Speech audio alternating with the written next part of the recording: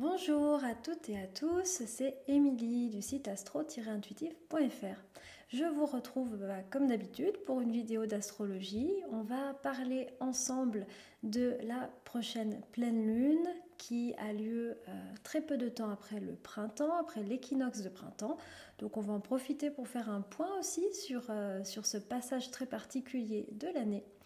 Et avant qu'on commence à parler de la spécificité de cette pleine lune, je voulais vous passer une information qui est que je donnerai un stage d'astrologie cet été dans un endroit qui s'appelle Existence, un très très bel endroit en Ardèche qui est un centre qui propose de nombreux stages de développement personnel, de connaissance de soi, etc.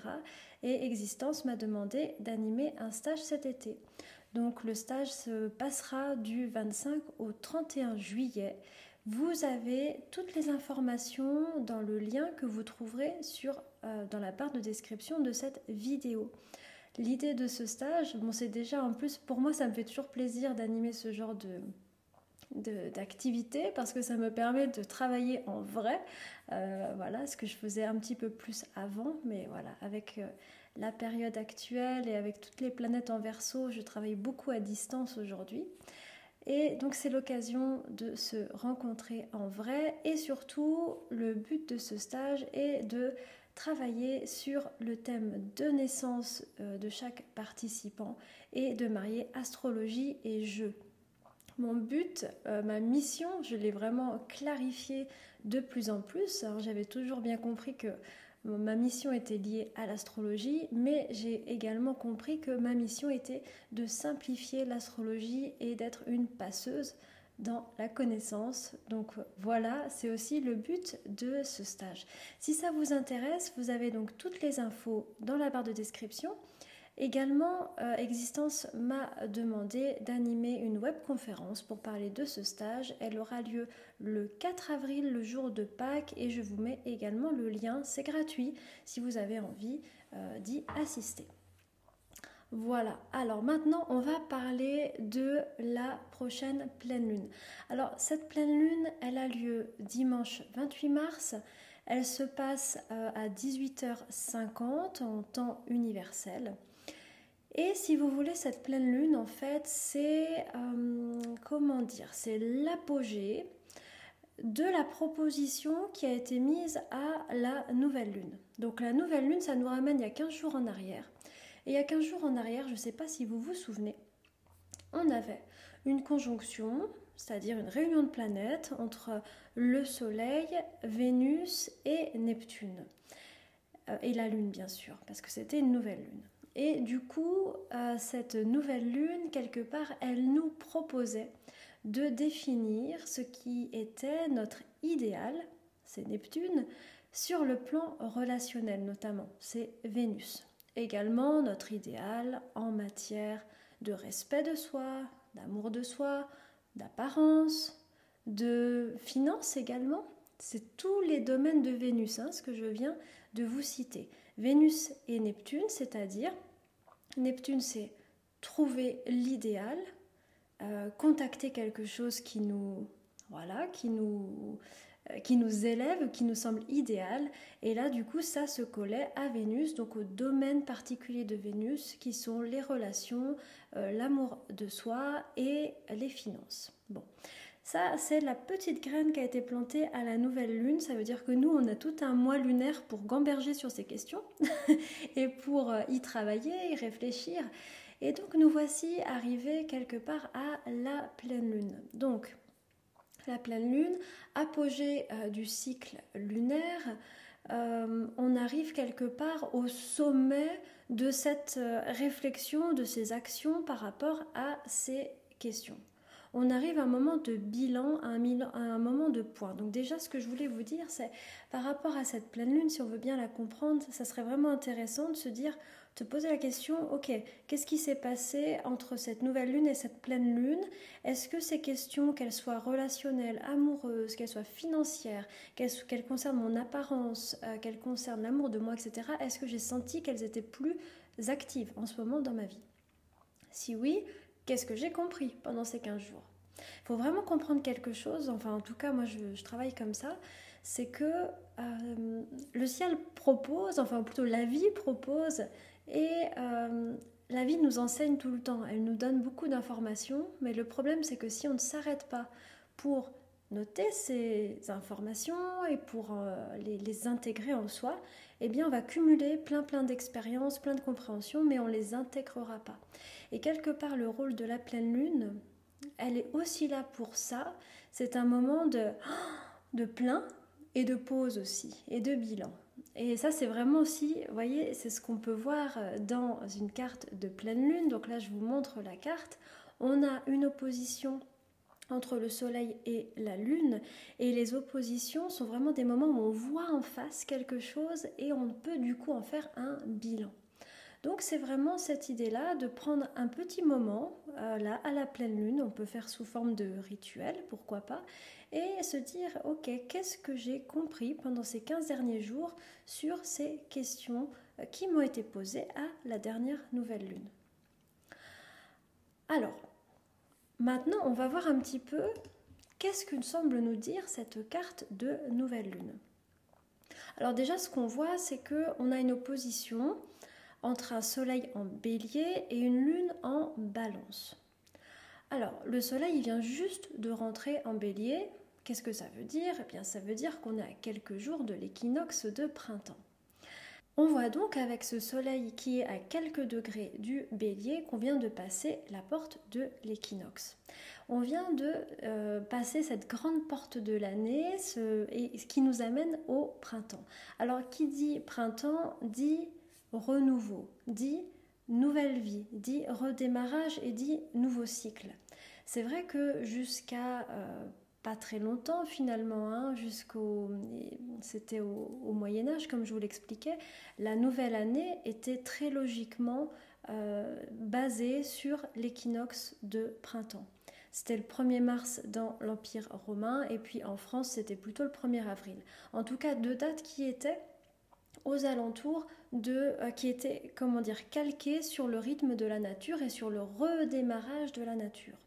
Donc pour nous en fait, si on veut utiliser aussi ce passage du soleil en bélier, eh bien ce passage du soleil en bélier, il a toujours cette saveur de nouvelle année, même si la nouvelle année a été basculée il y a de ça plusieurs siècles en arrière au 1er janvier. En tout cas, il y a cette notion, quand le soleil passe en bélier, de quelque chose qui démarre et de quelque chose qui est plus dans l'action. Du solstice d'hiver, donc 21 décembre, à l'équinoxe de printemps, 20-21 mars, c'est plutôt j'émets une vision pour l'année à venir. Je plante ma graine, vous voyez, c'est cette histoire-là de je plante ma graine. Or, ma graine, elle est invisible, elle est sous terre, on ne va pas forcément voir ce qu'il y a. Au moment de l'équinoxe de printemps, cette graine, pouf, elle commence à pousser, elle commence à être visible. Et c'est de ça dont il est question, c'est qu'à partir du passage du soleil en bélier, l'idée c'est qu'on va commencer à rentrer dans l'action et à manifester plus clairement nos intentions peut-être de l'année. C'est pas qu'elle n'existait pas avant, c'est que là on rentre dans quelque chose une force de vie qui cherche à faire extérioriser, à faire émerger les choses.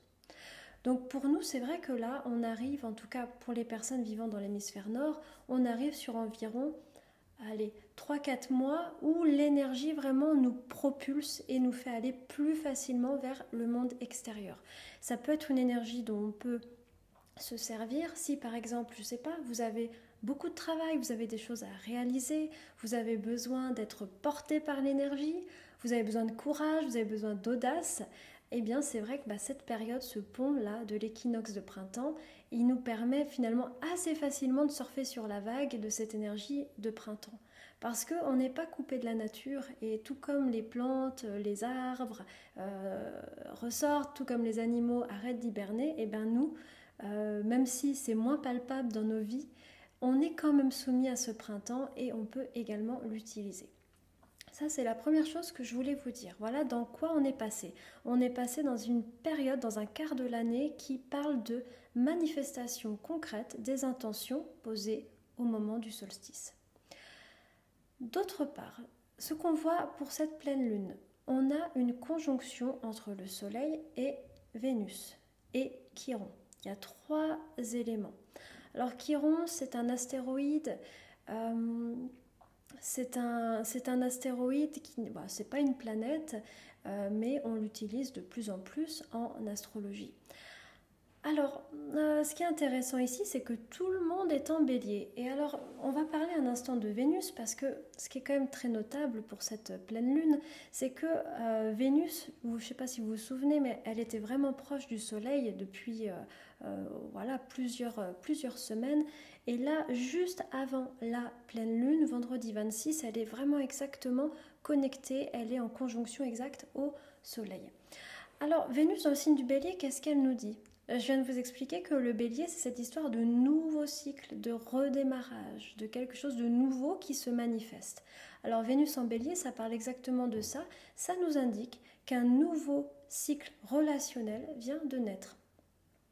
C'est-à-dire que par rapport aux idéaux que j'ai formulés à la nouvelle lune, par rapport à toutes ces questions, finances, amour, estime de soi, etc., tout ce que j'ai déjà nommé, eh bien, il est temps maintenant, je dirais, de les mettre en application ou en manifestation.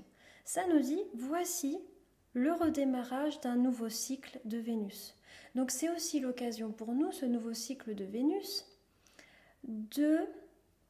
d'aligner, je dirais, nos comportements, nos prises de décision, nos manières d'être, etc., sur ces fameuses intentions qu'on a mis il y a 15 jours. Voilà, je trouve ça assez exaltant. C'est le redémarrage d'un nouveau cycle de Vénus. Donc l'occasion pour nous, quelque part, de, je dirais, balayer un petit peu ce qui s'est passé avant et de redémarrer. C'est ça aussi, le rôle des poissons, on en avait parlé la dernière fois, c'est une histoire de nettoyage, d'abandon, voilà, les anciens schémas, etc. Maintenant, il y a quelque chose de très frais, de nouveau, de neuf, vraiment. Il y a vraiment quelque chose de l'ordre de la nouveauté qui est en train d'émerger avec cette Vénus. Cette Vénus en bélier, d'autre part, elle nous dit qu'il est bon de se relier profondément à soi et de comprendre exactement comment nous on fonctionne, de quoi on a besoin, qu'est-ce qu'on apporte précisément au monde, quelle est notre personnalité spécifique. C'est un moment, je dirais, si vous voulez, Vénus en bélier, c'est une position, on dit qu'elle est en exil, elle n'est pas hyper à l'aise dans la tradition, Vénus dans ce signe.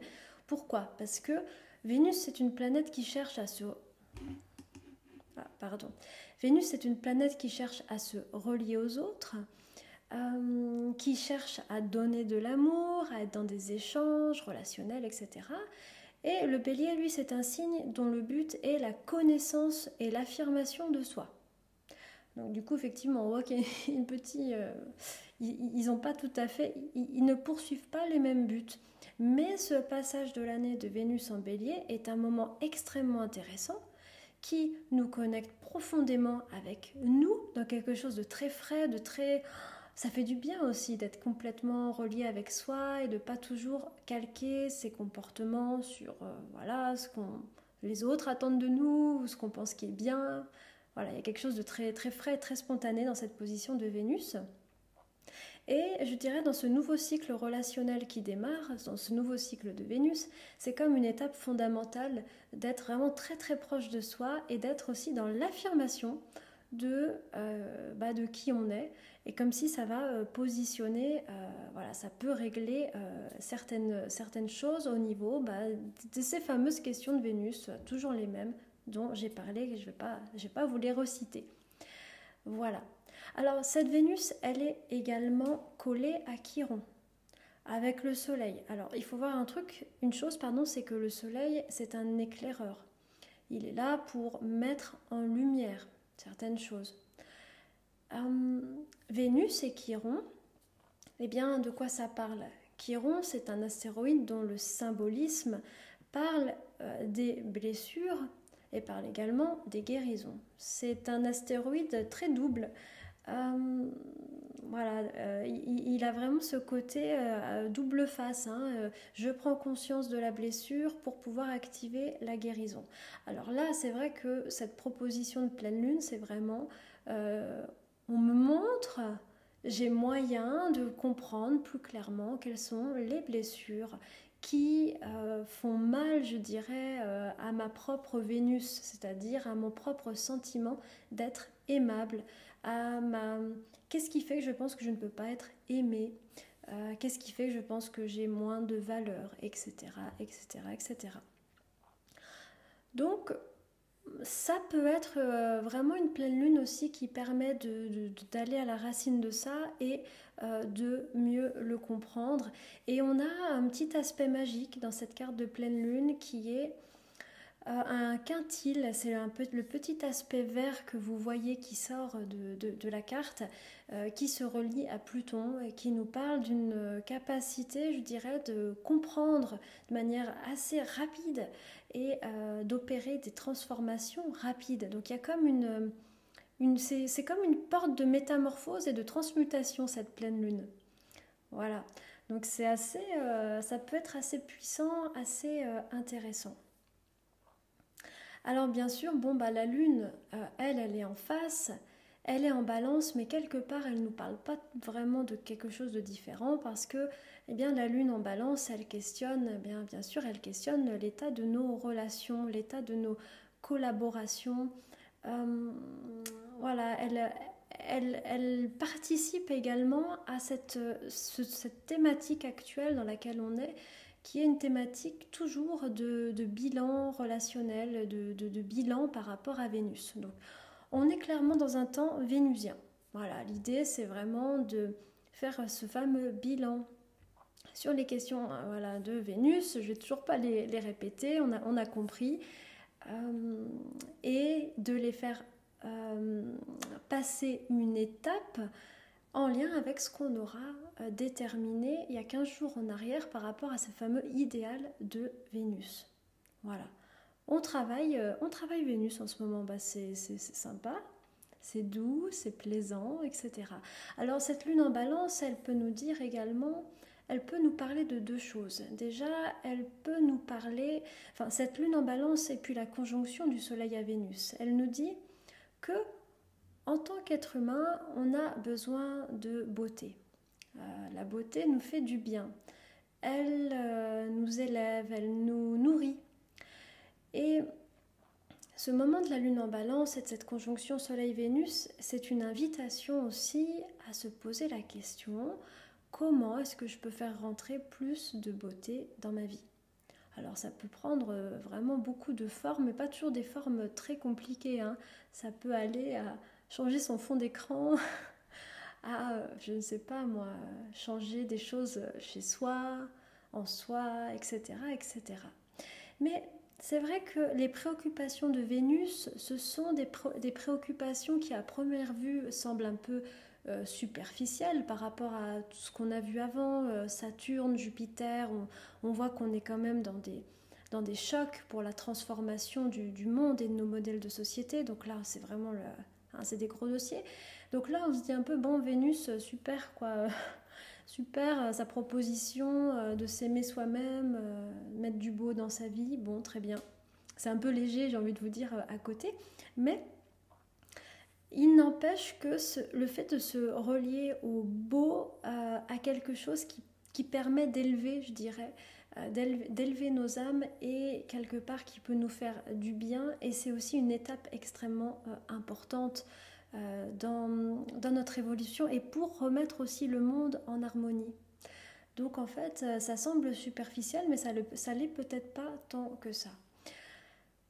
Enfin, en même temps, je vous dis ça semble superficiel, peut-être pour vous, vous ne trouverez pas du tout ça superficiel, hein, donc voilà, c'est vraiment très personnel. Qu'est-ce que je voulais vous dire ? L'autre chose sur la lune en balance, c'est aussi une invitation à un moment donné à trouver l'équilibre. Et oui, alors forcément, bon bah déjà une pleine lune c'est déjà une invitation à trouver l'équilibre. Alors la balance c'est vraiment la proposition pour trouver cet équilibre. Alors équilibre entre quoi ? Entre moi et l'autre. Est-ce que c'est juste ce que je vis avec l'autre, quel que soit cet autre? Est-ce que je reçois autant que je donne? Est-ce que je parle autant que j'écoute? Ou inversement, est-ce que j'écoute autant que je parle? C'est toutes ces questions-là que pose la balance. Est-ce que dans ma vie, je trouve l'équilibre entre ma vie privée, ma vie professionnelle? Est-ce que je trouve l'équilibre entre tous les besoins que j'ai? Est-ce que, par exemple, ça peut arriver, j'ai peut-être besoin, je ne sais pas, enfin bref, on a tout type de besoins.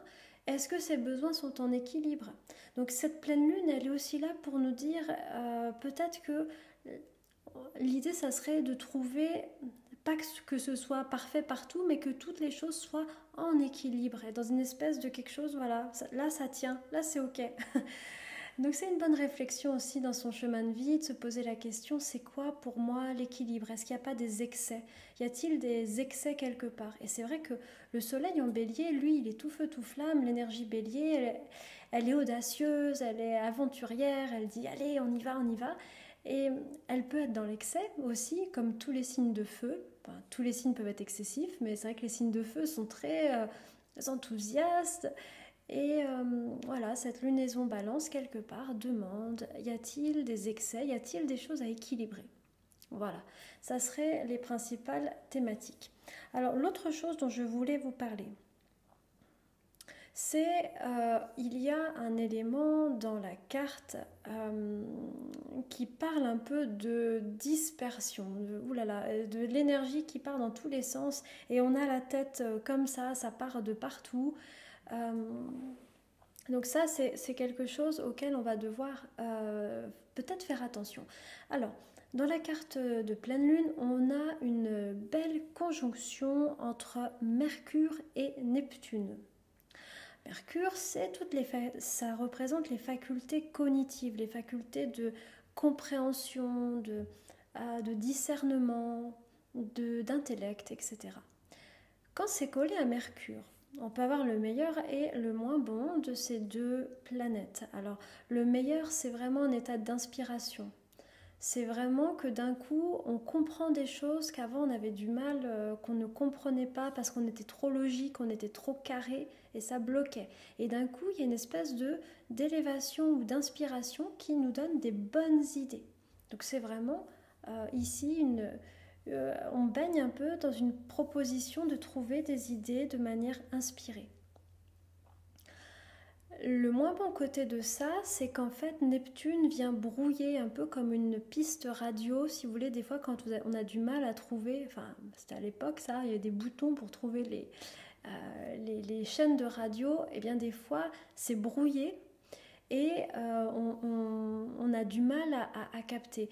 Et là, ça donne aussi que Mercure, qui a besoin de cadre, Mercure est une planète logique, là, il y a comme quelque chose qui crée du flou dans la tête, qui crée en fait une difficulté à discerner, à comprendre et à savoir bien se diriger. Ce faisant, on voit que toutes ces planètes sont en aspect à Mars, qui lui-même est en Gémeaux. Et Mars en Gémeaux, lui, il est plein d'énergie, il est, je dirais, au taquet. Il a comme capacité, ce Mars, c'est la planète de l'action, il a comme capacité de faire plusieurs choses en même temps. Il est rapide, il est vif. Mais le problème, c'est qu'ici, il y a comme si la direction n'est pas très claire et du coup on est un peu dans ce Mars en Gémeaux, il reçoit des commandes très très floues, donc il part dans toutes les directions et ça devient une espèce de cacophonie ou d'épuisement. Donc si jamais vous vous sentez très dispersé, voilà, c'est vraiment un transit, je trouve, de dispersion. Si vous vous sentez dispersé, c'est peut-être un moment où l'idée, déjà, il faut bien clarifier les directions où vous voulez aller. Il faut bien clarifier ce que vous voulez accomplir. Voilà, couper peut-être en petites parties, en petits objectifs, et ensuite lancer ce Mars qui va être extrêmement efficace. Mais si on est dans le flou et qu'on lance, parce qu'en plus on est stressé, on lance Mars, alors là, ça va devenir une déperdition d'énergie possible. Voilà, ça c'est un petit peu peut-être ouais, le risque ou un peu l'énergie de cet aspect-là. C'est des signes mutables, hein. On a du Mercure en Poisson, on a du Mars en Gémeaux. Les signes mutables, ils sont très rapides, ils ont besoin toujours que ça bouge, ils créent beaucoup de nervosité et d'agitation, hein. C'est comme le vent, vous voyez, le vent qui souffle tout le temps, ça peut un peu, voilà, nous électriser nos systèmes nerveux. Bah, c'est un petit peu ça, cette ambiance qu'on a ici. Alors, si on résume ce qu'on a dit, ce qu'on a vu, on est un peu, comment dire, on est dans un moment de bilan relationnel et dans un nouveau cycle de Vénus. On redémarre un nouveau cycle vénusien, c'est-à-dire un nouveau cycle par rapport à nos relations importantes, par rapport à l'image qu'on a de soi, par rapport à l'argent et au sens de notre valeur. Nouveau cycle. Pour réussir ce nouveau cycle, l'idée c'est d'être vraiment dans ce rapport très proche de soi. Hein, pour l'instant, l'idée, c'est pas forcément d'aller à tout prix voir ce que l'autre veut, etc. Non, c'est moi comment je fonctionne, qu'est-ce de quoi j'ai besoin, etc., etc. C'est quelque part ouais, c'est un peu un pacte ouais, j'en ai déjà parlé beaucoup de ça, hein, mais d'amour de soi. C'est un peu ça l'idée de Soleil-Vénus-Bélier. On a une Vénus conjoint Chiron, c'est-à-dire qu'on est aussi dans un moment où ça devient peut-être plus clair quelles sont nos blessures ou nos mécanismes euh, qui entravent l'émergence de relations harmonieuses. C'est un moment, comme il y a le soleil, où on peut y voir plus clair. La lunaison en balance, la pleine lune balance c'est une pleine lune qui demande de mettre les choses en équilibre. Donc elle nous interroge aussi sur les excès possibles de nos vies. Y a-t-il des excès, y a-t-il des choses à harmoniser? Elle nous demande également de jouer le jeu de Vénus et de mettre de la beauté au quotidien. Ça peut être une belle proposition de pleine lune de s'entourer vraiment de beauté. Voilà. L'autre chose dont je voulais vous parler, dont je vous ai parlé, pardon, c'était la nécessité de faire attention au vent de dispersion dans lequel on baigne, qui peut être un vent d'inspiration, mais qui peut aussi créer de la nervosité et de l'action tout azimut. Voilà.